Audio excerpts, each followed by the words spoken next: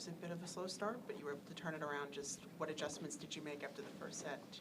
Yeah, I think she started off very well, and I had a little bit of a slow start. I feel like I didn't play badly, but then I started over-forcing it a little bit once she was hitting everything in. And so at the end of the first set, I just took a deep breath, and I was like, okay, let's figure out what I can do in the second set to get a better start. Just in the third set, just getting through, just with the relief, what do you make of how do you look back on the performance? I actually think second and third set, I think we both played pretty well, especially that third set. I think we had a lot of long rallies. I got to the net quite a few times and finished it off there, and I was pleased with the way I managed to finish it off. In your first U.S. Open final here 10 years ago, is that playing on your mind at all, just sort of the nostalgia of it? Well, I think it's a tournament that I really enjoy coming back to every year, and yeah, it's 10 years ago. That's pretty. It's a long time ago.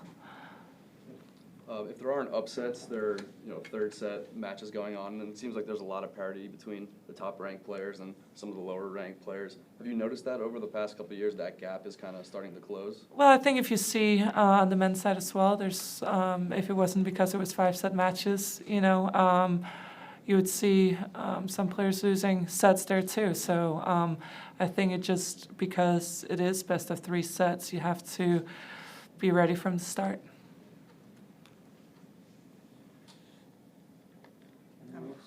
Well, speaking of parity, you played Danielle Collins next, who was an Australian Open semifinalist earlier this year. Just what do you make of her as an opponent, the improvements she made to do so well?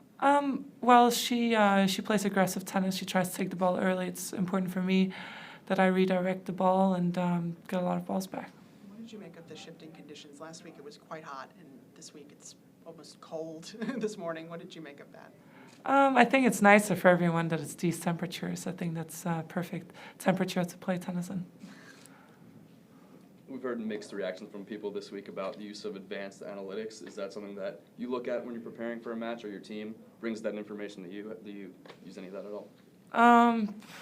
I think it's limited what more you can know compared to what you already know about the opponent.